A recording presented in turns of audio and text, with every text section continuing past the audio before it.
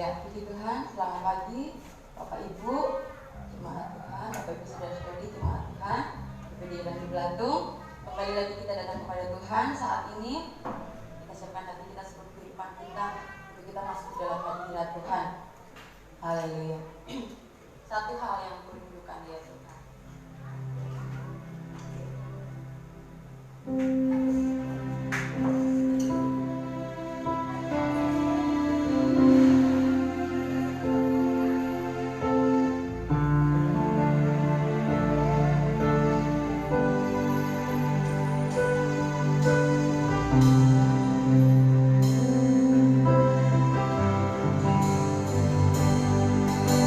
Satu hal yang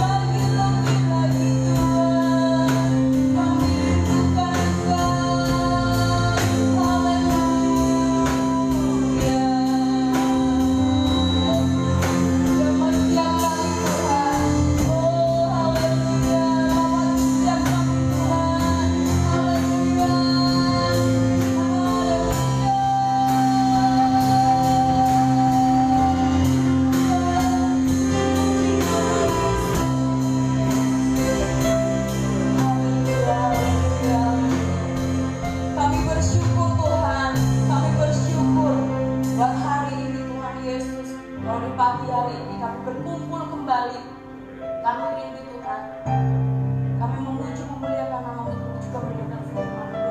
Biarlah Engkau hadir di tengah-tengah kami Tuhan. Melawatilah Tuhan setiap kami Tuhan. Urapi kami, berkati kami Tuhan. Biarlah Tuhan Yesus kami akan pulang bukan seperti kami datang, tapi kami akan pulang dengan membawa berkat yang luar biasa daripada Tuhan. Terima kasih Tuhan, terima kasih. Adalah Tuhan di tengah kami. Biar segala pujian kemuliaan kebesaran hanya bagi Tuhan. Kami serahkan ibadah ini dari awal ke tengah hingga akhirnya. Engkau saja Tuhan beracara. Terima kasih Tuhan, kami membuka ibadah ini hanya di dalam nama Tuhan Yesus Kristus. Sama-sama kita katakan amin. Tuhan silakan duduk. Hari ini adalah hari yang telah dijadikan Tuhan. Begitu mari kita bersikap ya. Puji Tuhan.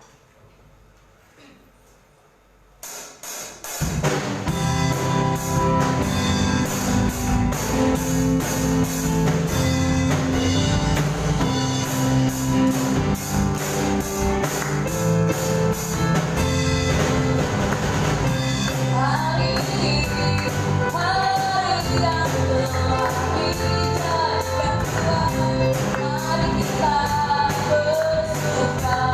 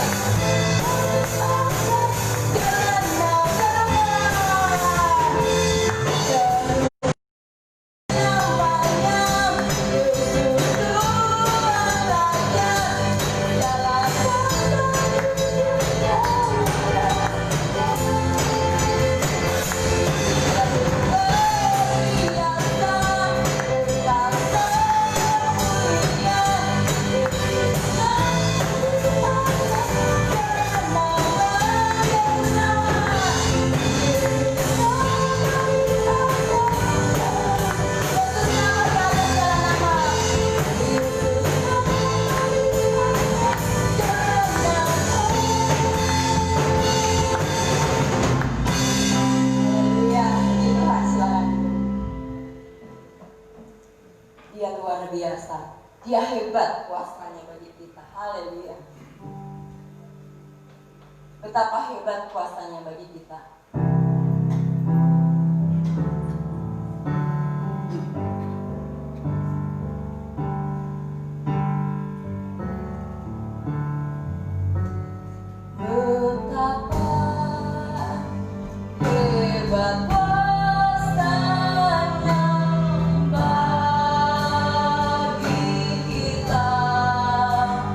Bagi kita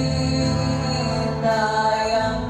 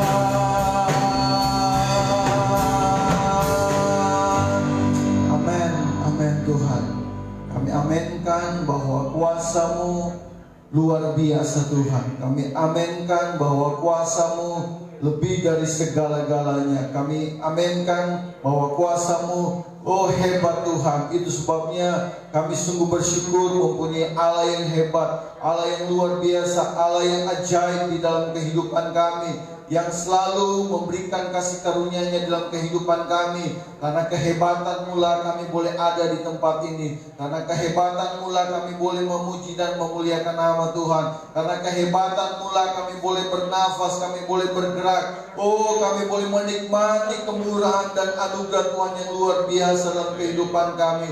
Itu sebabnya kami bersyukur Tuhan buat kehebatan-Mu, buat anugerah-Mu di dalam kehidupan kami Tuhan. Terpuji-pujilah nama-Mu kekal untuk selama-lamanya, sebab hanya Engkau yang layak dan patut kami puji dan kami muliakan. Terima kasih Bapa di surga, terima kasih kami telah memuji dan memuliakan nama Tuhan lewat puji-pujian yang kami naikkan. Biarlah pujian kami, oh Tuhan, menyukakan hati-Mu, menyukakan Engkau Tuhan, dan Engkau boleh hadir di tengah-tengah kami. Berkati kami semua Tuhan, berkati kami dengan damai sejahtera, berkati kami dengan sukacita. Oh, lawati kami pribadi lepas pribadi. Apabila firman-Mu disampaikan dalam kehidupan kami, biarlah firman-Mu menjadi jawaban, firman-Mu menjadi kekuatan, firman-Mu menjadi pegangan di dalam kehidupan kami, supaya Tuhan kami tetap kuat, kami tetap setia di dalam kami mengiring akan Engkau Tuhan.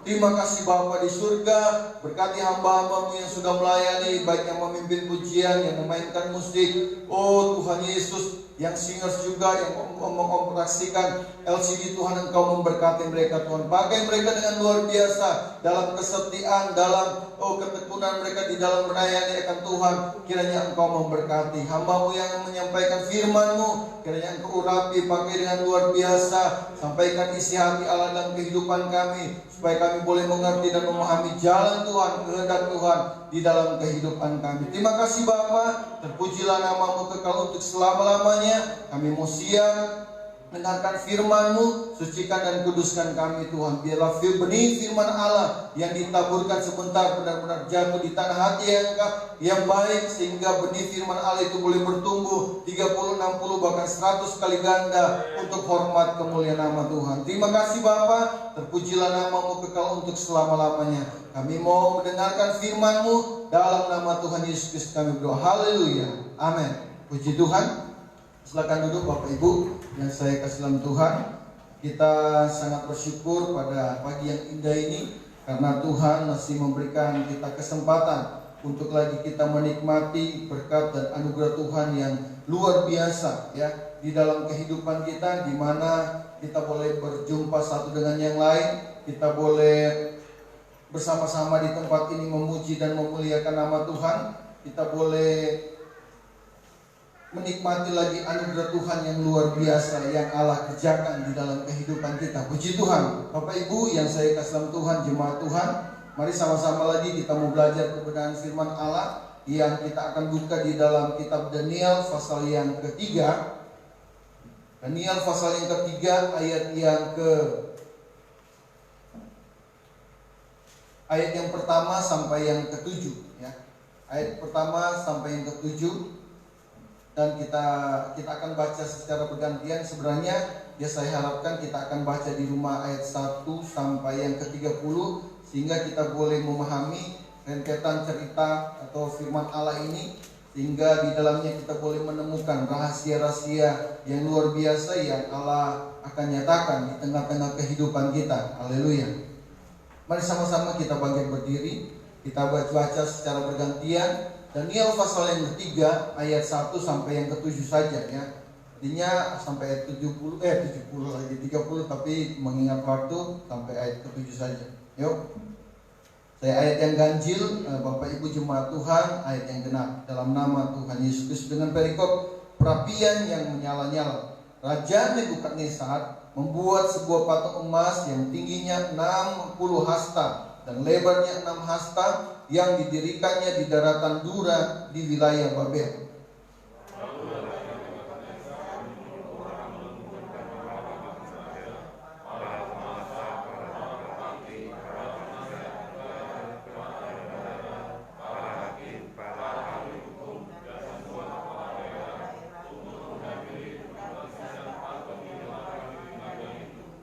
Lalu berkumpullah para wakil raja, para penguasa, para bupati, para penasihat negara, para bendahara, para hakim, para ahli hukum, dan semua kepala daerah untuk menghadiri pentabisan patung yang telah didirikan Raja Nebukadnezar itu.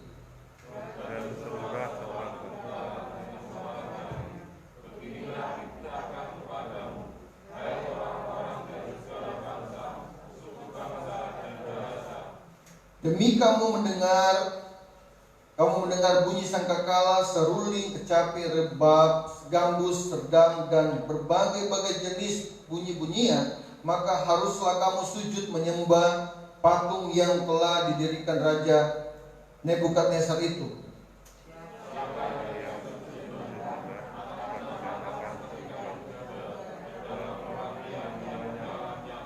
Sebab itu demi segala bangsa mendengar bunyi sangkala, seruling, kecapi, rebab, gambus, dan berbagai-bagai jenis bunyi-bunyian, maka sujudlah orang dari segala bangsa, suku bangsa, dan bahasa, dan menyembah patung yang telah didirikan Raja Nebukadnezar itu. Kita sambung di dalam ayat 16 sampai 18. 2, 3.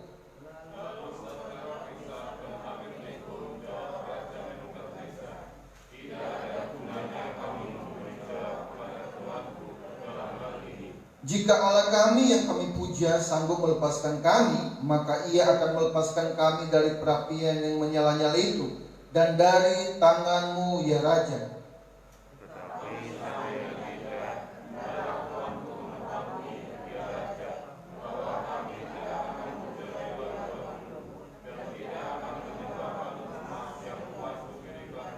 Amin. Puji Tuhan. Silakan duduk Bapak Ibu jemaat Tuhan yang saya kasih dalam Tuhan. Ya, sebagaimana janji saya pada hari-hari yang lalu, baik itu hari Rabu, Sabtu, saya ingin menyampaikan sesuatu, berbagi kepada kita tentang ya jika, atau kata bahasa Inggrisnya if, ya, if, jika atau kalau, bagaimana jika atau bagaimana kalau. Karena hal ini, kenapa hal ini penting di dalam kehidupan kita Bapak Ibu? Karena ya banyak orang mau ikut Tuhan Yesus, banyak orang yang mau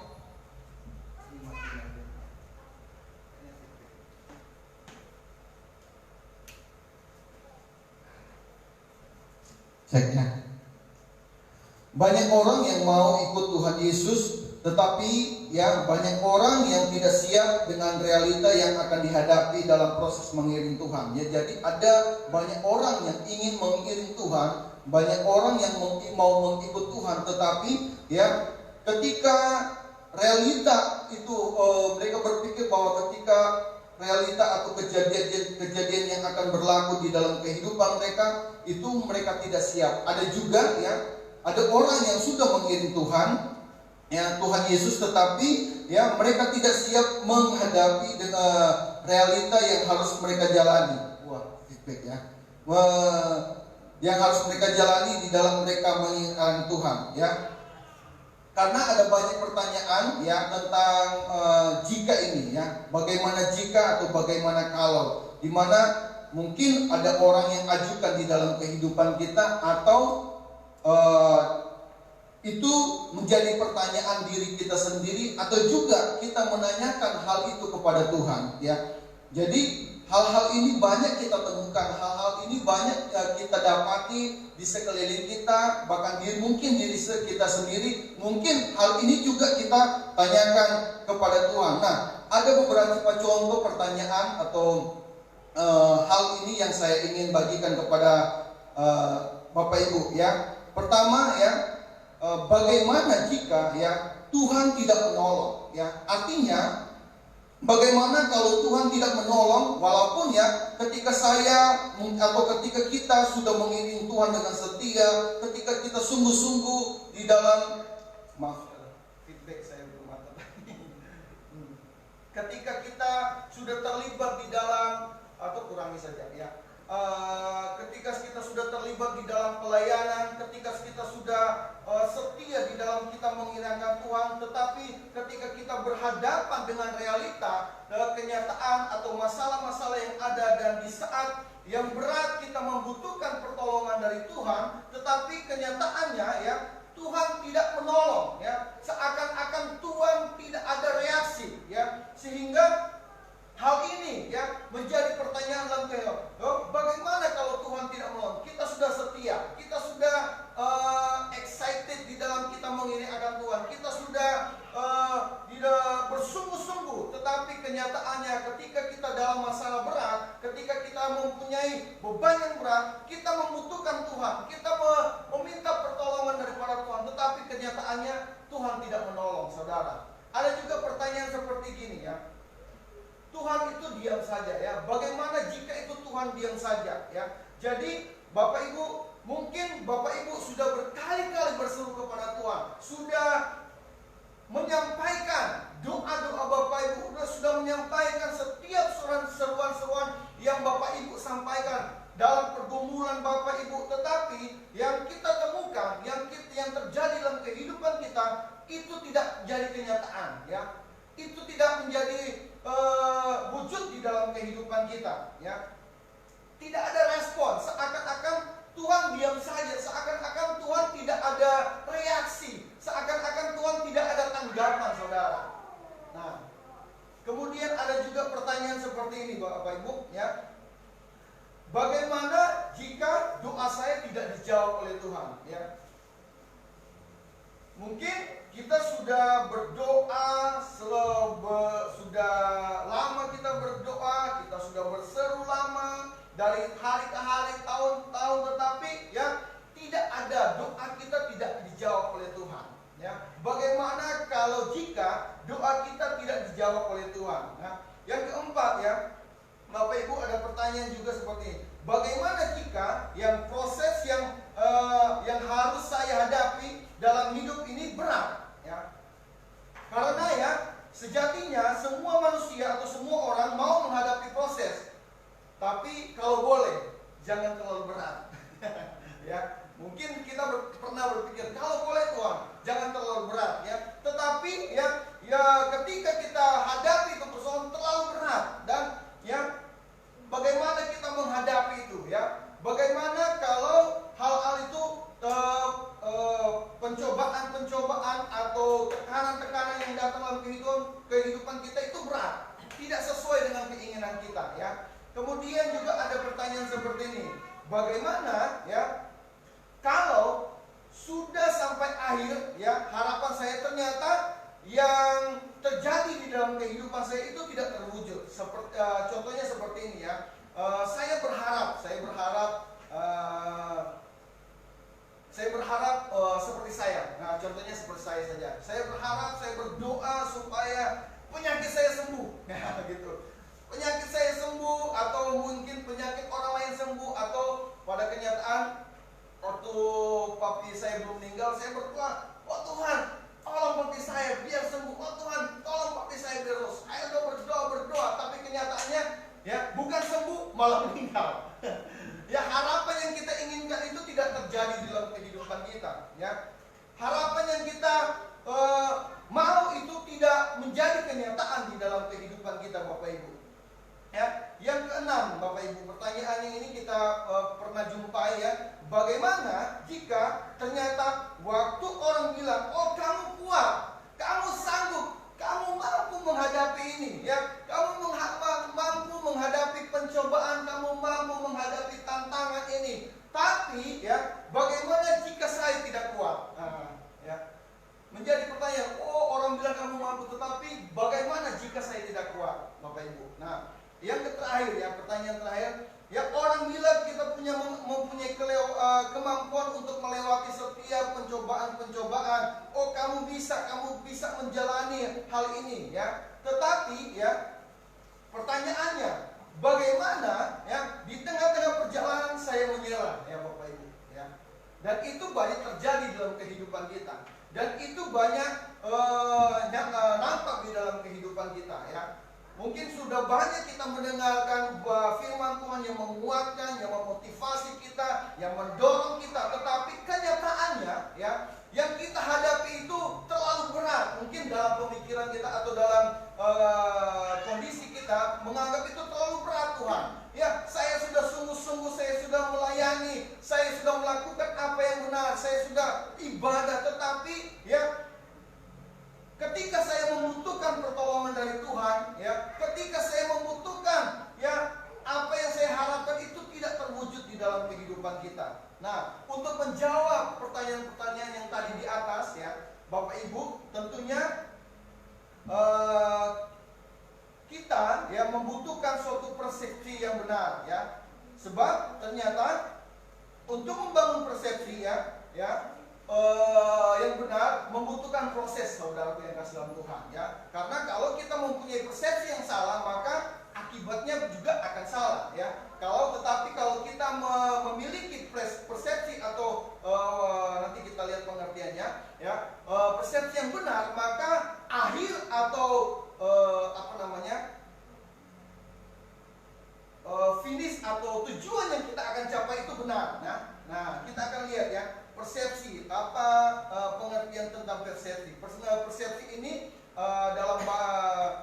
diambil dalam bahasa Latin, ya, dalam kata perceptio atau perceptio, ya, yang artinya pertama tindakan menyusun, ya, tindakan menyusun, ya. Jadi kalau di dalam puzzle, ya, kalau kita lihat anak-anak, jadi ada suatu gambar yang diobrak-abrik gitu. Mereka harus menyusun satu persatu sehingga terbentuklah suatu gambar. Nah, yang kedua, ya, dalam arti persepsi ini adalah mengenali. Jadi ketika kita menyusun suatu gambar atau menyusun suatu pasal contohnya, maka kita akan mengenali, oh, ini gambar, ya, ini gambar yang kita susun. Dan setelah itu, ya, ketika kita sudah mengenali, maka kita dapat menafsirkan, ya, informasi yang ada di dalam pasal ini contohnya, ya. Jadi ketika kita bongkar-bongkar, kita menyusun pasal, kita mengenali, oh, begini bentuknya, dan setelah itu kita bisa menafsirkan informasi yang ada di dalam pasal ini. Oh, ternyata seperti ini. Nah, Bapak Ibu yang kasih dalam Tuhan, sinonim juga dari persepsi ini adalah, ya, seperti yang banyak kita dengar adalah pertama, ya, pengenalan, ya. Jadi pengertian sama dengan si persepsi ini adalah pengenalan atau juga pengertian atau pemahaman. Nah, Bapak Ibu yang saya kasih di dalam Tuhan, bahwa ketika untuk seperti yang sudah saya katakan tadi, bahwa untuk menjawab pertanyaan-pertanyaan tadi, oh, ketika saya berseru kenapa Tuhan tidak tolong, kenapa saya berdoa dengan sungguh-sungguh kenapa Tuhan tidak jawab, apa yang saya harapkan itu tidak terjadi di dalam kehidupan kita. Untuk menjawab itu, ya, seperti yang saya sudah katakan tadi, bahwa kita harus mempunyai persepsi atau, ya, pengenalan yang benar, ya. Kita harus mempunyai pengertian yang benar. Kita harus mempunyai pemahaman yang benar, sehingga, ya, ketika hal-hal itu, ya, jika hal-hal itu terjadi di dalam kehidupan kita, maka kita akan menanggapi hal-hal itu dengan benar.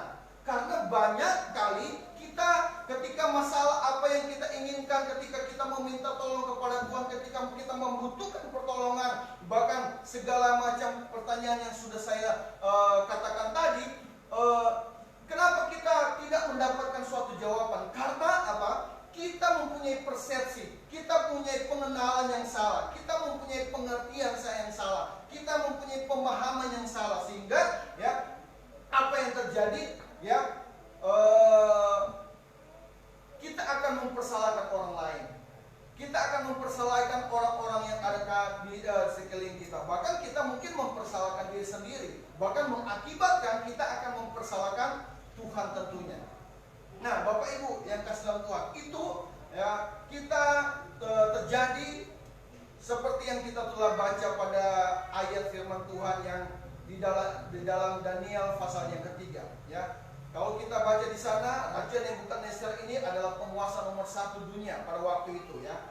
Dia menguasai seluruh dunia, sehingga ayat yang kedua dikatakan bahwa dia menguasai seluruh para wakil raja. Jadi semua di dalam dunia ini dia menguasai semuanya. Jadi ada wakil-wakil raja yang dia tempatkan di daerah-daerah kekuasaannya. Dia penguasa nomor 1. Kemudian kalau kita baca di dalam ayat yang kedua, lalu Raja Nebukadnezar menyuruh orang mengumpulkan para wakil raja, para penguasa, para bupati, para penasihat negara, para bendahara, para hakim, dan para ahli hukum, dan semua kepala daerah untuk menghadiri pentabisan patung yang telah didirikan itu. Jadi, ya, sungguh luar biasa kuasanya, ya, sungguh luar biasa kedudukannya, ya. Dia adalah orang yang nomor 1 yang menguasai seluruh daerah, dan dia mempunyai ya ajudan-ajudan atau wakil-wakil raja yang luar biasa. Dan di sini dikatakan bahwa mereka berkumpul dengan satu tujuan, bahwa mereka di mana ada patung raja yang didirikan, di mana mereka harus menyembah, ya. Ketika bunyi-bunyian, seketika nyanyian dibunyikan, mereka harus sujud menyembah kepada patung ini. Dan apa yang terjadi, Bapak Ibu? Ayat yang ke-8 saya bacakan buat kita semua. Pada waktu itu juga tampillah beberapa orang Kasdi menuduh orang Yahudi. Ayat 9, berkatalah mereka kepada Raja Nebukadnezar, ya Raja, kekalah hidup Tuanku. Tuanku Raja telah mengeluarkan titah bahwa setiap orang mendengarkan bunyi sangkakala, seruling, kecapi, rebab, gambus, redam, dan berbagai-bagai jenis bunyi-bunyian harus sujud menyembah patung emas itu. Jadi tidak terkecuali semua orang, semua pejabat, ya, dalam hal ini orang-orang penting, dalam hal ini orang-orang yang ring 1 lah, ya. Semua ring 1 harus menyembah kepada patung buatan Raja Nebukadnezar ini. Tetapi dikatakan bahwa siapa yang tidak sujud menyembah akan dicampakkan ke dalam perapian yang menyala-nyala. Ini akibatnya, ya. Jadi raja sudah menitahkan bahwa kalau ada orang yang tidak menyembah, dia akan dimasukkan di dalam perapian yang menyala-nyala. Artinya akan dibinasakan hidupnya, ya. Ayat yang ke-12 dikatakan, ada beberapa orang Yahudi yang kepada mereka telah Tuanku berikan pemerintahan atas wilayah Babel, yakni Sadrak, Mesak, dan Abednego. Orang-orang ini tidak mengindahkan titah Tuanku, ya Raja. Mereka tidak memuja dewa Tuanku dan tidak menyembah patung emas yang telah Tuanku dirikan. Ya, jadi masalah, ya, terjadi masalah, ya, kepada orang Yahudi, khususnya Sadrak, Mesak, dan Abednego, ya. Sadrak, Mesak, dan Abednego, di mana ketika ada perintah, ya, ada instruksi presiden, ya. Seperti sekarang ini ada instruksi presiden, dan di mana bupati membuat satu keputusan bahwa nomor 55 setiap warga harus memakai masker, ya. Setiap warga harus menjaga jarak. Setiap harga harus mencuci tangan, ya. Itu keputusannya. Kalau tidak, ya, pertama akan diberikan peringatan, ya. Dikasih sapu kayak di mana, terus kemudian ada surat peringatan. Kalau tidak lagi mengindahkan, maka ada teguran keras, yaitu, ya, kalau misalnya di gereja akan dicabut izinnya. Wah, luar biasa, ya. Akan dicabut izinnya, tidak boleh beribadah. Mungkin kira-kira seperti itu, ya. Kalau toko mungkin seperti itu, akan cabut izinnya. Seperti yang saya dengar pada waktu kemarin saya mengikuti sosialisasi, ya, tentang peraturan ini. Jadi ada perintah dan harus dilaksanakan. Kalau enggak, ada akibatnya. Kalau enggak, ada hal yang akan diterima kepada orang-orang yang tidak menjalani keputusan ini. Dan ini yang dialami oleh Sadrak, Mesak, dan Abednego. Mereka orang besar, ya. mereka orang besar, mereka termasuk dalam serangkaian orang-orang di dalam ring satu ini, ya. Tetapi kita lihat ya, kita lompat lagi ayat yang ke-14 ya. Berkatalah Nebukadnezar kepada mereka, apakah benar, hai Sadrak, Mesak dan Abednego, bahwa kamu tidak memuja dewaku dan tidak menyembah patung emas yang kudirikan itu? Sekarang kamu bersedia demi kamu mendengarkan bunyi sangkala dan lain sebagainya, ya. Tetapi sujudlah menyembah patung yang kubuat itu. Ya, kalimat yang berikut, tetapi jika kamu tidak menyembah, maka kamu akan dicampakkan seketika itu juga ke dalam perapian yang menyala-nyala. Ya, kita harus garis bawahi ini ya. Dan dewa manakah yang dapat melepaskan kamu dari dalam tanganku? Ayat 16 ya, ayat 16. Lalu Sadrak, Mesak dan Abednego menjawab Raja Nebukadnezar, tidak ada gunanya kami memberikan jawab kepada tuanku dalam hal ini. Nah, ayat 17. Jika Allah kami yang kami puja sanggup melepaskan kami, maka ya, Ia akan melepaskan kami dari perapian yang menyala-nyala itu dan dari tanganmu ya Raja. Tetapi, ya ini ya, seperti yang pertanyaan yang saya utarakan tadi. Tetapi seandainya tidak, ya, dalam bahasa Inggris apa saya lupa, ya. If not ya. Jika tidak, hendaklah tuanku mengetahui ya Raja, bahwa kami tidak akan memuja dewa tuanku dan tidak akan menyembah patung emas yang tuanku dirikan itu. Bapak Ibu yang saya kasih dalam Tuhan, kita perhatikan di sini ya, bahwa Sadrak, Mesak, Abednego ini adalah orang yang terpandang ya. Mereka mempunyai jabatan yang penting, mereka mempunyai posisi yang penting di kerajaan Babel ya. Tentunya hidup mereka makmur pasti ya. Dalam kondisi yang seperti hidupnya mereka makmur. Tetapi ketika mereka diperhadapkan hal seperti ini ya, mereka harus mengambil suatu keputusan. Ya, mereka harus mengambil suatu keputusan bagaimana mereka harus bertindak. Nah, dikatakan jika Allah kami dapat sanggup melepaskan kami, maka Ia akan melepaskan kami. Ayat yang 18. Tetapi seandainya tidak, kita balik lagi di pertanyaan tadi ya. Seandainya kalau kita melihat ini orang Sadrak, Mesak dan Abednego, mereka orang percaya yang sungguh-sungguh, mereka orang yang setia kepada Tuhan, mereka pastilah berdoa kepada Tuhan, karena orang Yahudi itu mereka terkenal dengan beribadahnya, mereka setia kepada Tuhan ya. Tetapi ketika mereka diperhadapkan dengan hal yang semacam ini ya, tentunya di dalam hati mereka udah berdoa, Tuhan tolong kami mau dimasukkan di dalam perapian yang menyala-nyala. Hidup bukan mati, tapi hidup dimasukkan di dalam perapian yang menyala-nyala. Tetapi apa yang mereka katakan? Seandainya tidak, hendaklah tuanku mengetahui ya Raja, bahwa kami tidak akan memuja dewa tuanku. Ya, luar biasa ini keputusan Bapak Ibu yang kasih dalam Tuhan. Walaupun Tuhan tidak menolong, walaupun Tuhan tidak mendengar, walaupun keinginan kami tidak terwujud, walaupun apa yang kami rindukan itu tidak terjadi dalam kehidupan kami, boleh dikatakan seperti itu, kami tidak akan menyembah patung Tuanku Raja. Luar biasa ya.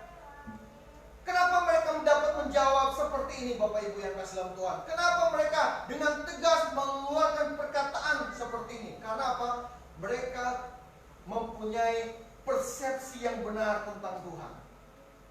Dan ini yang menjadi kendala di dalam kehidupan kekristenan kita Bapak Ibu ya. Seperti yang saya sudah bacakan tadi, bahwa banyak orang yang mau mengiring Tuhan, tetapi ketika dihadapi dengan realita yang ada, keadaan yang ada ya, mereka ya nggak mau lah, nggak jadi. Nggak mau. Waduh, mengiring Tuhan itu susah ya. Mengiring Tuhan itu berat, banyak pencobaan, belum selesai yang satu lagi, belum selesai mengiring Tuhan, ya, tetapi tidak siap, Tuhan janganlah. Boleh dikatakan begitu. Janganlah Tuhan, ya, jangan yang berat-berat deh, jangan yang susah-susah deh, jangan yang rumit-rumit deh Tuhan. Kalau boleh Tuhan, ya. Dan itu yang terjadi, realita yang terjadi dalam kehidupan manusia, Bapak Ibu yang kasih dalam Tuhan, ya. Sehingga apa? Kenapa kita berkata demikian? Kenapa manusia berkata, kenapa kekristenan dianggap seperti itu? Karena apa? Tidak mempunyai pengenalan yang benar dengan Tuhan. Tidak mempunyai pemahaman yang benar tentang Tuhan. Tidak mempunyai pengertian yang benar tentang mempunyai persepsi yang benar tentang Tuhan. Ya. Kita mungkin banyak di antara kita masih berpandangan bahwa mengiring Tuhan itu pasti diberkati, Bapak Ibu. Ya. Kita lupa tentang apa yang dikatakan oleh Tuhan Yesus, ya. Pikulah kuk, ya. Kita harus ada kuk di dalam kehidupan kita. Ya. Karena saat-saat ini ya banyak terjadi gejolak di dalam gereja, ya.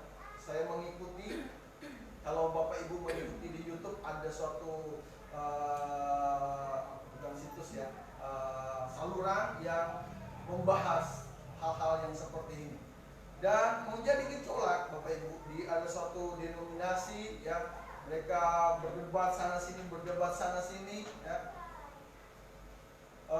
Mereka katakan mereka yang katakan ke saya, oh ini gereja ini terlalu condong kepada teologi kemakmuran, ya.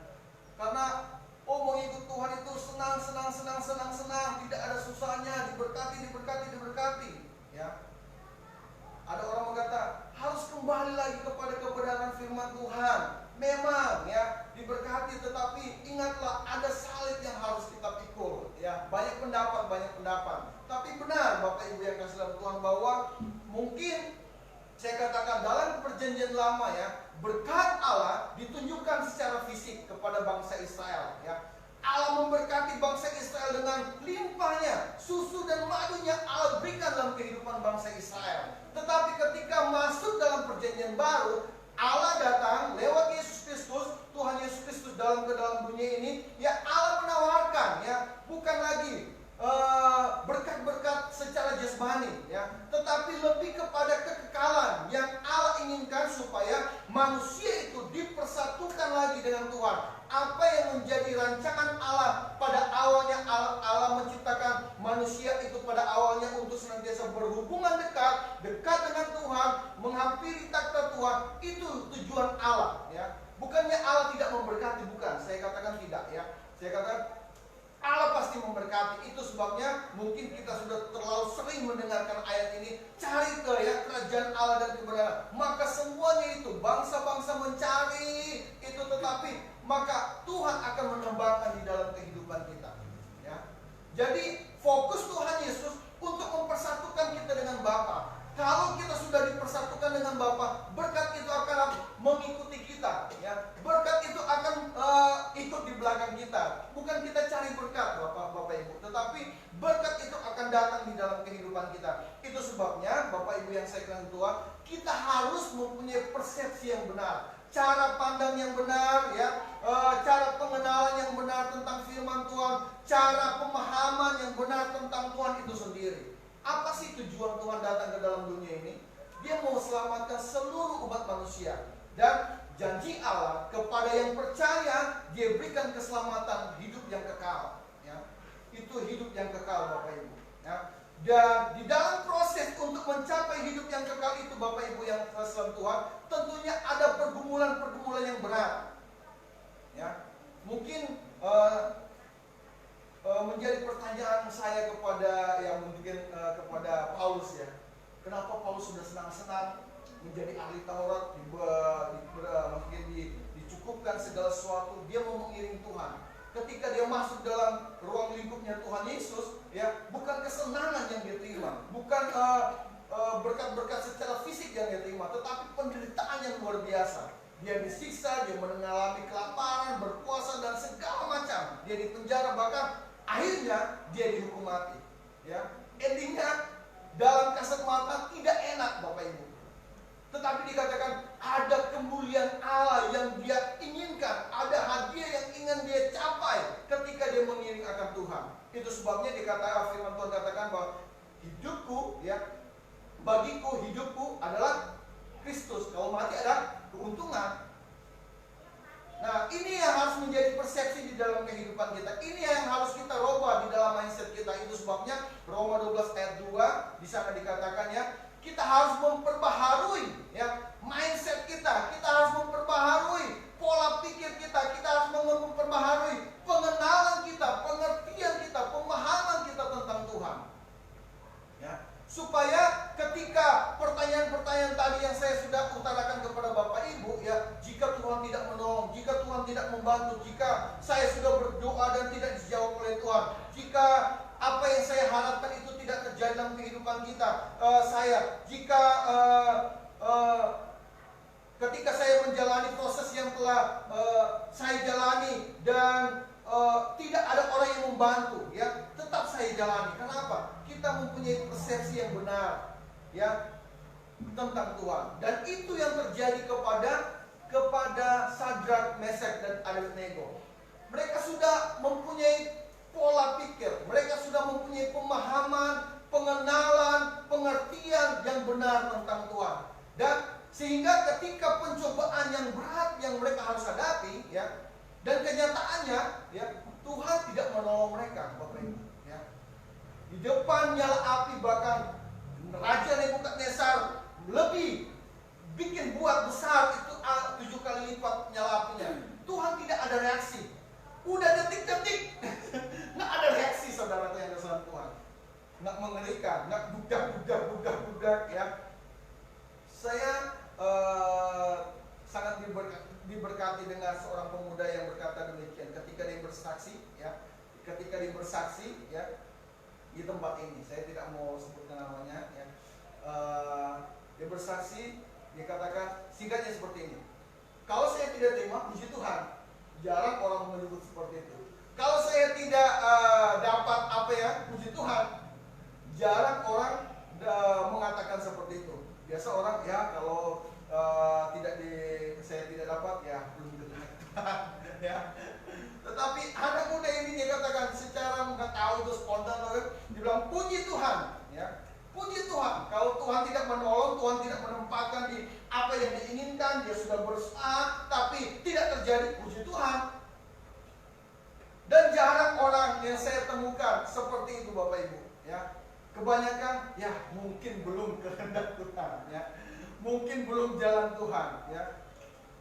Susah-susah memaksain Tuhan seperti itu, ya. Tapi kalau kita ada ucapan syukur, puji Tuhan. Kalau enggak, ya enggak, ya. Dan demikianlah, ya, persepsi daripada Sadrak, Meshach, dan Abednego ini, ya. Kalau enggak Tuhan tolong, ya enggak apa-apa. Kalau Tuhan tidak menyatakan mujizatnya, tidak apa-apa. Kalau Tuhan mengizinkan mereka untuk masuk di dalam perapian yang menyala-nyala itu, tidak apa-apa, ya. Tidak ada keluhan di sana, tidak ada mereka mempersalahkan Tuhan, tidak ada mereka, Tuhan saya sudah mengirimkan Tuhan saya sudah setia, sudah melayani, bahkan semua, ya, maaf kata tidak bengek mungkin mereka lakukan kepada Tuhan, sudah bawa persembahan dan sebagainya, Bapak Ibu yang kasih Tuhan. Tetapi mereka tidak memperhitungkan semuanya itu. Kenapa? Mereka sudah mempunyai persepsi yang benar tentang Tuhan. Dan apa, ya, ketika mereka mempunyai persepsi yang benar tentang Tuhan, apa yang mereka alami, ya? Apa yang mereka alami? Di sana dikatakan firman Tuhan mengatakan, ya, di dalam ayat yang ke-24, ya. Kemudian terkejutlah Raja Nebukadnezar, lalu bangun dengan segera, berkatalah ia kepada para menterinya, bukankah 3 orang yang telah kita campakkan dengan terikat ke dalam api itu? Jawab mereka kepada raja, benar raja. Ayat 25, katanya, tetapi ada 4 orang yang kulihat berjalan-jalan dengan bebas di tengah-tengah api itu. Mereka tidak terluka, dan yang keempat itu rupanya seperti anak dewa. Ayat 26, ya. Saya cepat saja karena sudah ini. Lalu Nebukadnezar mendekati pintu perapian yang bernyala-nyala itu, berkatalah ia, Sadrak, Mesak dan Abednego, hamba-hamba Allah, ya, hamba-hamba Allah yang maha tinggi, keluarlah dan datanglah kemari. Lalu keluarlah Sadrak, Mesak dan Abednego dari api itu. Dan para wakil raja, para penguasa, para bupati dan para menteri raja datang berkumpul. Mereka melihat bahwa tubuh orang-orang ini tidak mempan oleh api itu, ya. Bahwa rambut di kepala mereka tidak hangus, jubah mereka tidak berubah apa-apa. Bahkan bau kebakaran pun tidak ada pada mereka. Ya. Kalau jika saja, ya, ini jika seandainya mereka, ya, mereka menyembah, mereka melakukan, mereka mengikuti apa yang menjadi kemauan raja, tentunya endingnya tidak seperti ini, Bapak Ibu. Tentunya endingnya tidak ada cerita yang wow gitu, ya. Tidak ada cerita yang mengesankan. Wow, orang-orang terpana melihat mereka kalau mereka mengikuti perintah raja. Tetapi mereka ketika mereka mengambil satu keputusan tindakan, mereka tidak, meskipun diancam, meskipun dibunuh, meskipun dibakar, ya. Kenyataannya endingnya luar biasa. Dan ini yang harus menjadi bagian kehidupan kita, Bapak Ibu yang kasih dalam Tuhan, ya. Di dalam kita menginginkan Tuhan, ya, banyak perkara atau banyak hal yang mungkin Tuhan izinkan di dalam kehidupan kita. Untuk apa? Kita akan melihat cerita, kita akan menyampaikan suatu cerita kepada mungkin anak cucu kita. Oh, begini loh, ketika papa, ketika mama, ketika keluarga kita, ketika ya kamu lahir misalnya, ya, nggak ada yang sanggup, nggak ada yang sangat menolong, nggak ada, ya. Seperti kalau saya dengar cerita dari mama dan orang tua saya dan kakak saya nomor 5 itu suka step. Dan pada masa itu kami tinggal di kampung, ya, kami tinggal di kampung. Dan kalau udah step, ya kira-kira matilah, hidup-hiduplah, begitu katanya, ya. Ya. Jadi ketika kami keluar step, ya udah, tinggal tunggu. Ini mau mati atau mau nggak tahu jadi apa, ya. Tapi papi saya dan mami saya hanya berdoa, ya. Kalau Tuhan tolong, ya nyatakan. Kalau tidak tolong, tak apa-apa juga, ya. Karena kami sudah serahkan kepada-Mu, ya Tuhan. Dan apa yang terjadi? Kami sampai saat ini, ya, kakak saya nomor 6, kakak saya nomor 5 masih ada sampai saat ini, ya. Nggak ada step-step lagi. Puji Tuhan Bapak Ibu, ya. Karena kalau kita membangun persepsi yang benar, pengenalan yang benar, pengertian yang benar, pemahaman yang benar tentang Allah, maka kita akan menemukan endingnya, ya, ending yang luar biasa, ya. Cerita itu akan kita bawa, oh, luar biasa. Seperti yang saya sudah ungkapkan tadi bahwa, ya, saya boleh dengar cerita dari Bapak, kamu hidup karena kemurahan Tuhan, ya. Kamu hidup karena anugerah Tuhan. Apa? Oh, gini loh, kamu punya kisah loh. Nah, ya. Dan dengan itu akan menjadi kesaksian yang luar biasa di dalam kehidupan kita. Karena apa? Kita mempunyai pengenalan yang benar tentang Tuhan. Itu sebabnya saya akan tutup, Bapak Ibu yang kasih dalam Tuhan. Bagaimana kita dapat mempunyai memiliki pengenalan yang benar tentang Tuhan, ya. Ya. Tentunya kita akan mengubah mindset kita. Tentunya kita akan mengubah pola pikir kita, ya. Seperti Roma 12 ayat 2 katakan, kita harus mengubah pola kita, pola pikir kita. Dengan apa? Ya, tentunya ayat ini sudah selalu kita dengar dan selalu kita baca, tetapi kurang kita merenungkan mungkin, ya. Filipi 2 ayat yang terakhir.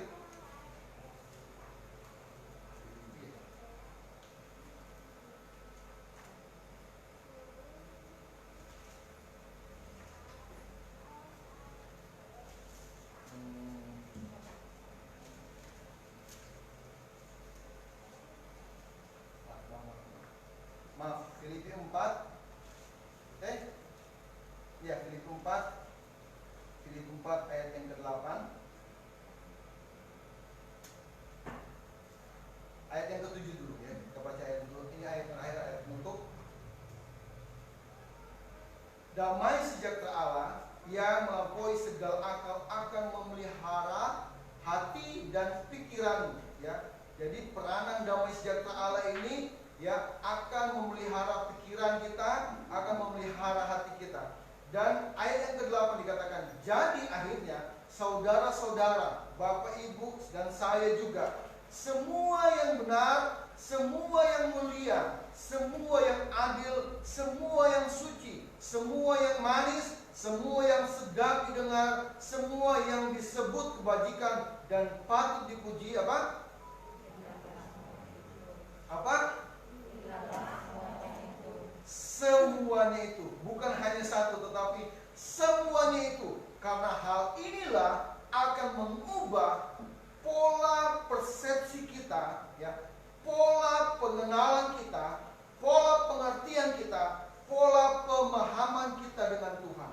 Ketika kita melakukan hal ini, maka kita akan melihat bagaimana cara Tuhan akan menyertai dalam kehidupan kita. Meskipun kita berkata, ya, meskipun yang pertanyaan-pertanyaan tadi, kalau Tuhan tidak menolong, kalau jika Tuhan tidak mendengar, jika apa yang saya harapkan itu tidak terjadi dalam kehidupan saya, jika pergumulan demi pergumulan yang harus saya lewati, ya, itu terjadi dalam kehidupan saya, dan Tuhan tidak ada reaksi, dan Tuhan tidak ada melakukan suatu seakan-akan Tuhan diam saja, ya, kita harus tanam ini semua yang benar, ya.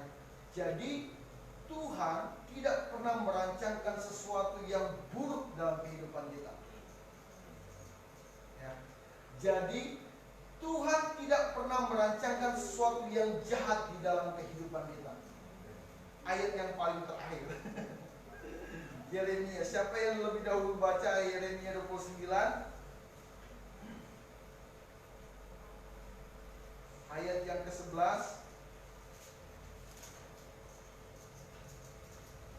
Ya, nggak ada yang mau, saya baca saja. Saya diberkati, haleluya. Yeremia 29 ayat 11, sebab aku ini mengetahui rancangan-rancangan apa yang ada padaku mengenai, tunjuk kiri kananmu, kamu. Allah mengetahui rancangan-rancangan yang ada pada Allah tentang kamu. Tunjuk kiri kananmu, kamu loh. Ya. Mengenai kamu, demikianlah firman Tuhan, yaitu, ya, rancangan Allah seperti yang sudah kita baca tadi. Damai sejahtera. Damai sejahtera Allah itu akan menguasai pikiran kita dan hati kita, ya.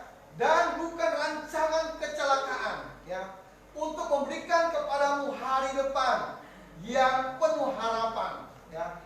Hari depan yang penuh harapan, ya. Jadi di sini Tuhan tidak memberikan suatu janji.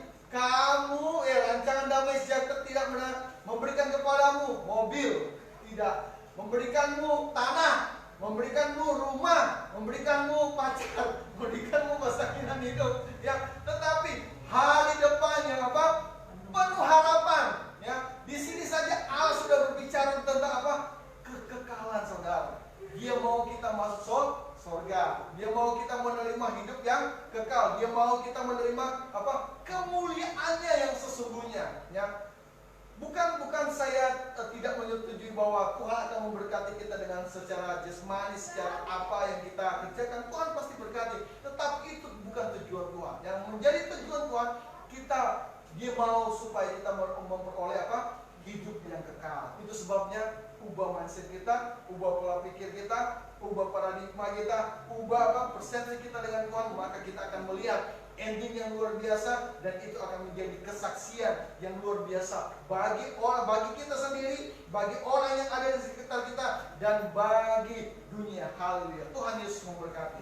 Haleluya. Mari pemain musik, kita mau nyanyikan satu pujian yang tadi yang sudah dinyanyikan. betapa hebat kuasanya bagi kita, ya. Amin. Haleluya.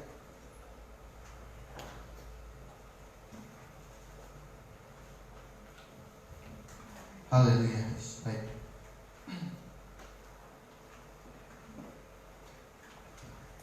Terima kasih Tuhan, Engkau luar biasa dalam kehidupan kami.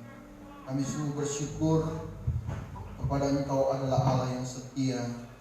Meskipun dalam kehidupan kami menemui, kami menghadapi seakan-akan Engkau tidak bereaksi, seakan-akan Engkau tidak menjawab, seakan-akan Engkau tidak menolong, seakan-akan apa yang kami doakan, apa yang kami harapkan itu tidak terjadi.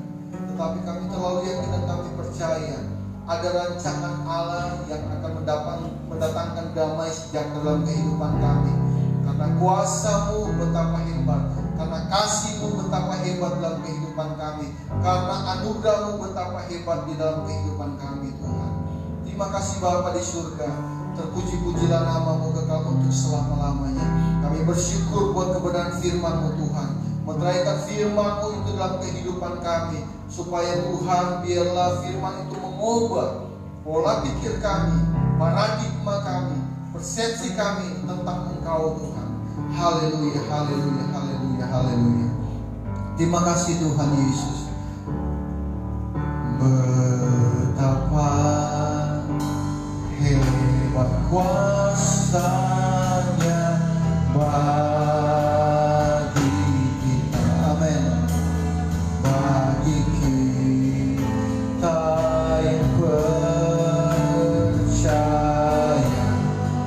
Haleluya, haleluya. Sesuai dengan kekuatan kuasa-Nya. Betapa hebat kuasa Tuhan. Mari sama-sama kita bangkit berdiri. Haleluya. Betapa hebat kuasa. Amin. Haleluya, haleluya Yesus.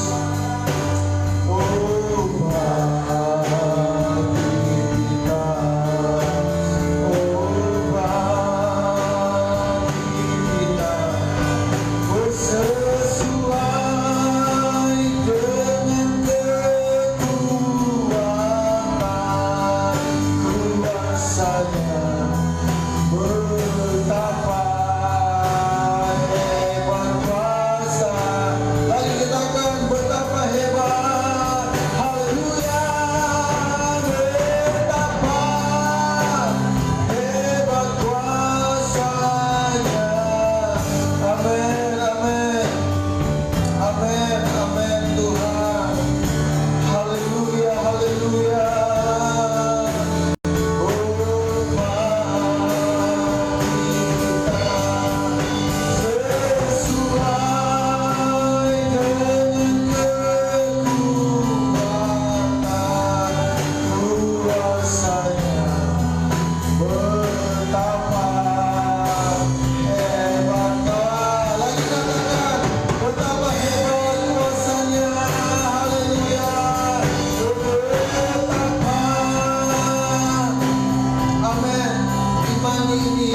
Imani lagu ini di dalam kehidupan kita, bahwa kuasa Tuhan hebat, kasih Tuhan hebat, anugerah Tuhan hebat di dalam kehidupan kita.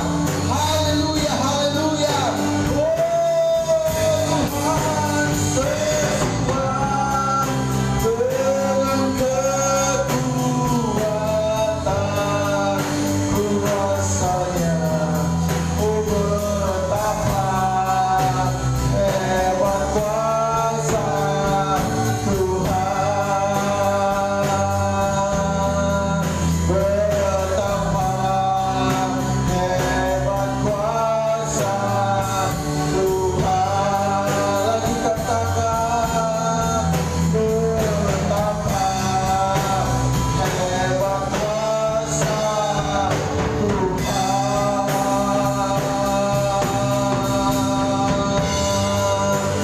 Haleluya, haleluya.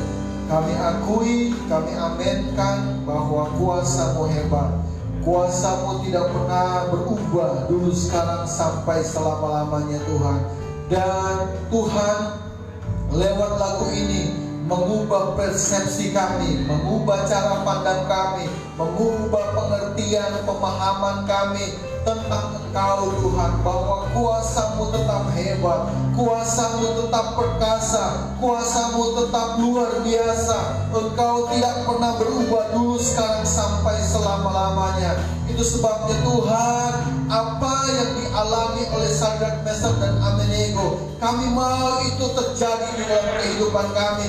Ubah cara pandang kami, ubah pemahaman kami, ubah pengertian kami, supaya kami dapat menjawab setiap persoalan-persoalan dalam kehidupan kami.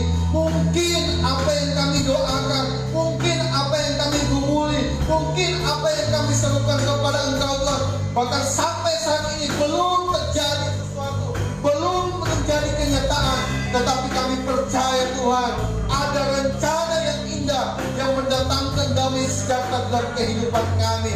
Itu sebabnya Tuhan, apa yang benar, apa yang mulia, apa yang sedap didengar, apa yang disebut kebajikan, itulah yang kami harus pikirkan, itulah yang harus kami taruh di dalam pikiran kami, supaya kami boleh mengetahui jalan Tuhan dalam kehidupan kami. Dan kami akan melihat kemuliaan Allah yang luar biasa yang Engkau akan nyatakan dalam kehidupan kami Tuhan. Jadikan kami orang-orang yang percaya, yang mengenal Engkau secara benar. Jadikan kami orang-orang Kristen yang mengenal Engkau dengan benar. Bukan hanya mengenal berkat-Mu, tetapi mengenal jalan pikiran-Mu, mengenal kekuasaan-Mu, mengenal keajaiban-Mu, mengenal kasih-Mu, mengenal rancangan-Mu Tuhan di dalam kehidupan kami. Supaya kami tidak tersesat. Kami tidak, Tuhan, bertanya-tanya, tetapi kami mau serahkan segala sesuatu di dalam tangan-Mu Tuhan.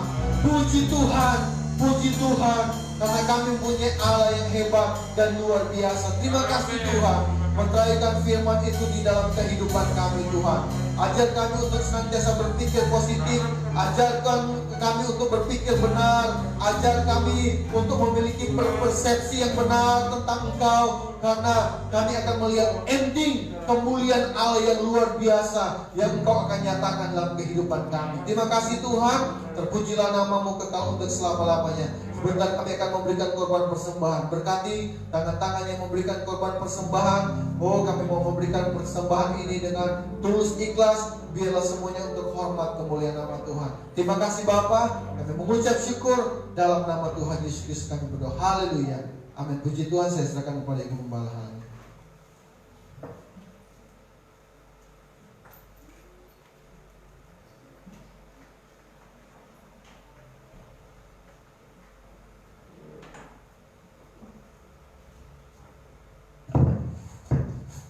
Di nama Tuhan, sama-sama kita telah diteguhkan dengan kebenaran firman Tuhan. Memberkati hamba-Nya yang sudah melayani. Dan sama-sama kita akan nyanyikan Kori berkata, besarkan nama Tuhan.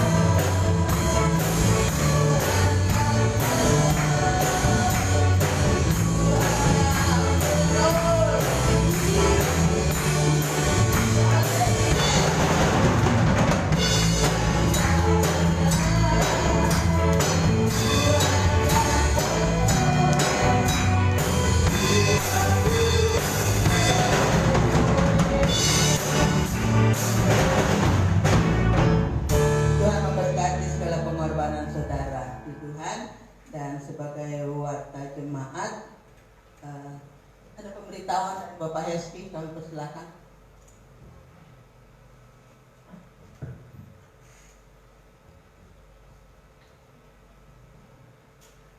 Bapak Ibu, sebagaimana yang saya sudah kirimkan di WA grup GPD Immanuel ya, Randu Belatung, bahwa pada waktu hari Rabu saya mengikuti sosialisasi tentang ketetapan Bupati yang nomor 55 kalau tidak salah, tentang tindakan atau penindakan COVID-19 ini, yang dimana ada surat dari Bupati mengeluarkan bahwa setiap mulai tanggal 11 kemarin, mereka menetapkan untuk menindak karena ini merupakan suatu keputusan juga dari instruksi dari Presiden bahwa mereka akan menindak bagi setiap orang atau warga Randu Belatung khususnya yang tidak memakai masker ya, karena ini merupakan instruksi, jadi mereka harus lakukan. Jadi tindakan mereka yang pertama adalah mungkin dengan pertama teguran, kedua ada surat peringatan ya, dan ketiga ada sanksi ya. Bagi yang bandel, bagi yang tidak mempedulikan akan kena sanksi, yaitu perorangannya 100.000, dan keinginan dari camat dan para polisi dan Satpol PP kalau boleh ya, mereka mohon kalau boleh ikuti saja ya. Mereka juga tahu ya kesusahan setiap masyarakat yang ada di Randu Belatung, karena dengan COVID-19 ini perekonomian agak terganggu ya, pendapatan, apalagi kalau kena dieda lagi tambah ribet ya. Memang ada masyarakat yang ngomong janganlah denda ya, mungkin kasih pelanggaran untuk satu jalan lah, tapi inilah mereka katakan ini sudah terlalu murah dibandingkan dengan kabupaten lain, lebih mahal perorangannya. Dan juga bagi yang mempunyai usaha, tolong juga disiapkan tempat cuci tangannya, sabun, dan harap memakai masker. Bagi mungkin ada pelanggan disampaikan bahwa supaya memakai masker dan ya bagi kita yang di tempat ini ya, untuk sementara kita harus jaga jarak dulu ya, sebab mereka sudah memberikan nomor telepon ya kepada Satpol PP. Satpol PP memberikan nomor mereka untuk mereka menghubungi kalau mereka ada masyarakat yang mendapati ada orang yang bandel atau perkumpulan atau tempat-tempat ibadah atau segala macam dan tidak mengindahkan hal ini, mereka akan laporkan. Yang bertanggung jawab contohnya gembala ya, dan mungkin yang lebih fatal lagi izin gereja akan dicabut. Itu yang terjadi, tapi mereka harapkan jangan terjadi seperti itu ya. Mereka punya bukan ada motivasi lain, tapi mereka harapkan jangan sampai terjadi. Mereka bilang tolonglah untuk lakukan hal ini ya. Ya istilahnya new normal lah, new normal, jaga jarak. Mungkin kita belum boleh ya, belum saatnya untuk bersalaman dulu, karena ya ada mata-mata ya, ada mata-mata di sekeliling kita, di sekitar kita. Takutnya bagi yang pengusaha juga ada usaha, takutnya saya katakan bahwa ada kecemburuan sosial. Ada kecemburuan sosial ketika mereka melihat ada celah kita, wah mereka akan ya, dijauhkan Tuhan lah, jauhkan Tuhan, jangan terjadi seperti itu. Tapi kita harus berjaga-jaga, jangan sampai hal ini menjadi senjata balik dalam kehidupan kita ya, sebagai orang-orang percaya ya. Itu sebabnya mari kita mau lakukan hal ini ya. Setidaknya kita tidak dilarang untuk beribadah ya, tidak dilarang untuk beribadah seperti tempat-tempat lain. Puji Tuhan kita masih beribadah, tapi marilah kita mau jalankan ini ya. Setidaknya kita pakai masker dulu, kita pulang rumah cuci tangan dan segala macam, dan jaga jarak antara sesama kita,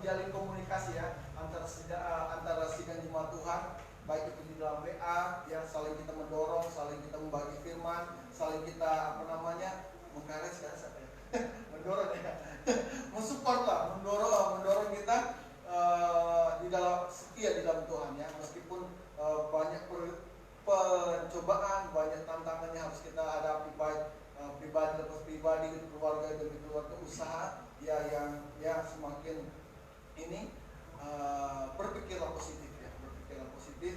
Kita percaya bahwa Tuhan tidak meninggalkan kita dan Dia akan menyertai kita. Puji Tuhan, Tuhan memberkati kita semua. Di nama Tuhan, nah mari kita patuhi ya peraturan protokol kesehatan. Itu berguna dalam kehidupan kita menghadapi akhir zaman ini. Mari saudara kita akan ikuti warta jemaat lagi. Doa bersama kepada Tuhan agar dampak COVID-19 ini segera berlalu dari Blora, khususnya Indonesia dan dunia. Hari Senin ada persatuan semua dari gereja-gereja. Hari Senin besok tanggal 14 mulai dari jam 19 sampai 20 atau jam 7 sampai jam 8 ya. Kita ambil waktu berdoa bersama ya untuk COVID ini, dan juga berdoa biar Tuhan lindungi, pelihara semua mereka dalam mereka sebagai garis depan ya menghadapi, menangani COVID ini. Biar Tuhan memberikan kekuatan kesehatan bagi mereka. Karena saya dengar di layar televisi sudah 102 dokter yang meninggal menangani ini. Jadi kita berdoa buat mereka, keluarga mereka. Juga saudara-saudara kita berdoa para medis ini biar Tuhan lindungi dan pelihara semua mereka dalam kasih dan kebenaran Tuhan, dan dibungkus oleh kuasa darah Yesus. Puji Tuhan. Dan jangan lupa ya, besok kita bersatu hati semua berdoa. Semua gereja di daerah Blora ini disuruh berdoa dari jam Senin tanggal 14 jam 19 sampai 20 atau jam 7 sampai jam 8 ya. Di tempat masing-masing. Jadi hari Rabu ibadah umum, Jumat ibadah kaum wanita, Sabtu ibadah pemuda remaja, Minggu pagi ibadah umum jam 6 seperti ini, dan sorenya nanti ada ibadah umum jam 4. Ibu Gembala dan seluruh jemaat mengucapkan selamat ulang tahun Saudari Ayu Teresa tanggal 15 hari Selasa, Ibu Hadi Swito hari Rabu tanggal 16, dan Adi Sheryl hari Rabu tanggal 16. Kita berdoa karena Tuhan sudah tambahkan umur mereka. Puji Tuhan. Dan itu saja. Jadi jangan lupa sekali lagi patuhilah peraturan protokol kesehatan. Mari semua kita bangkit berdiri. Kita akan tamatkan pekerjaan ini. Kita nyanyikan kor yang berkata seperti wanita.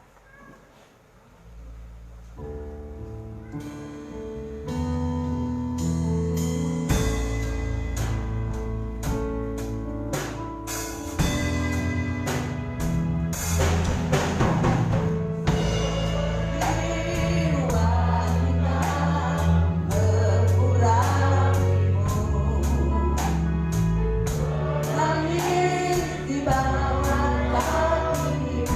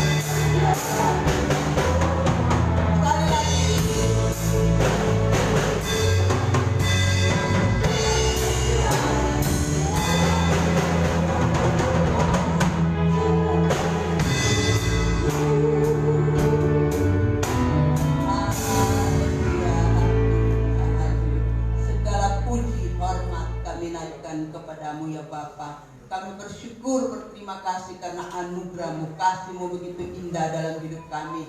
Tuhan, kami dapat memuliakan, besarkan nama Tuhan. Teristimewa kami diteguhkan, dikuatkan kembali dengan kebenaran-kebenaran firman Allah. Berilah kemampuan bagi kami Tuhan menjalani hidup ini menurut kehendak dan kemauan daripada-Mu. Karena bukan oleh kuat gagah kami menjalankannya, tapi kami mohon kuasa Roh Kudus memampukan kami menjalani hidup-Mu seturut dengan kebenaran-kebenaran firman Tuhan. Tanamkanlah firman-Mu dalam hati kami agar itu bertumbuh berbuah untuk hormat kemuliaan nama Tuhan. Berkati hamba-hamba-Mu yang sudah melayani pekerjaan-Mu, baik yang memimpin pujian, singer, pemain musik LCD, pembak firman Allah. Pakai semua mereka dengan luar biasa dalam melayani pekerjaan-Mu ya Tuhan. Kami yang ada juga jadikan saluran-saluran kebenaran-Mu di rumah, lingkungan, masyarakat di mana pergi dan berada. Terima kasih Tuhan. Terima kasih Bapa di dalam surga. Demikian juga berkati tangan-tangan yang sudah berkorban untuk pekerjaan-Mu dan mengembalikan milik-Mu. Lihatlah dari tempat yang maha tinggi Engkau memberkati. Berkati mata pencarian seluruh sidang jemaat-Mu, baik dalam pertokoan, perdagangan, pertanian, peternakan, sebagai karyawan, pegawai negeri, wira swasta. Engkau memberkati. Kalau Tuhan sudah memberkati, Tuhan, ajar kami melakukan firman Allah. Lalukan belalang pelahap yang kami tidak inginkan. Biar Engkau kiranya lindungi semua usaha umat-umat-Mu. Diberkati, nama Tuhan dipuji dan dibesarkan. Berdoa bagi umat-umat-Mu yang datang pada pagi hari ini. Engkau tahu isi hati mereka. Engkau tahu pergumulan-pergumulan mereka Tuhan. Kami pasrahkan semua kepada Tuhan. Kalau Engkau dapati ada yang sakit Tuhan, Engkau jamah sembuhkan di dalam nama Yesus. Yang lemah Engkau kuatkan, yang susah hiburkan. Yang dalam peperangan iman lalukan, yang penderitaan singkirkan semuanya ya Tuhan. Pelihara semua dalam kasih daripada Tuhan. Bapa di dalam surga, kami berdoa yang berulang tahun ya Tuhan. Kami berdoa buat Ayu Tuhan, dalam masa mudanya Engkau berkati dia Tuhan, dan pakai dia Tuhan menjadi saluran kebenaran-Mu. Begitu pula kami berdoa buat Ibu Hadi Swito. Kalau Tuhan sudah tambahkan umurnya, berkati kekuatan kesehatannya, berkati pengiringannya kepadamu. Pakai juga dengan luar biasa di tengah pengiringannya kepadamu. Berdoa juga buat Adi Seril ya Tuhan. Beri hikmat, akal budi, kesehatan, kekuatan bagi anak ini. Bahkan beri kemampuan bagi orang tuanya membimbing anak ini terarah pada jalan kebenaran-Mu. Terima kasih Tuhan. Terima kasih Bapa. Kami berdoa ya Tuhan para Tuhan, pejabat pemerintah kami, Bapak Presiden, wakilnya dan jajarannya Tuhan. Engkau tolong mereka dalam menjalankan tugas mereka. Hikmat, akal budi, kepintaran Allah menguasai mereka pada kesatuan, kekompakan di dalam menjalankan tugas-tugas mereka. Berdoa juga buat medis, dokter ya Tuhan, perawat Tuhan. Mari Engkau tolong beri kekuatan, kesehatan sempurna bagi mereka. Bungkus tutup mereka demi kuasa darah Yesus, supaya mereka dapat menjalani tugas-tugas mereka dengan baik. Nama-Mu yang diagungkan dan dimuliakan. Terima kasih Tuhan. Terima kasih Bapa di dalam surga. Demikian juga Tuhan, kami menyerahkan semua umat-umat-Mu dalam tangan Tuhan. Biarlah perlindungan Allah melingkupi semuanya dan menjamin kekuatan kesehatan. Segala virus-virus yang kami tidak inginkan, Engkau hancurkan, patahkan, remukkan di dalam nama Yesus. Biar semua umat-umat-Mu dilindungi, sehat, kuat, dipakai untuk hormat kemuliaan nama Tuhan. Terima kasih Tuhan. Terima kasih Bapa di dalam surga. Ya Tuhan, kalau sebentar yang tinggal Engkau beserta, dan yang pulang Tuhan pimpin, kawal di malaikat surga, tibakan di rumah dengan selamat. Kiranya berkat dari Allah Bapa, kasih sayang dari Tuhan Yesus Kristus, persekutuan dari Allah Roh Kudus tetap menyertai kita mulai saat ini, besok sampai Maranatha, Yesus datang pada kali yang kedua. Di dalam nama Tuhan Yesus Kristus kami sudah berdoa dan mengucap syukur. Haleluya. Amin. Selamat pagi, Tuhan memberkati.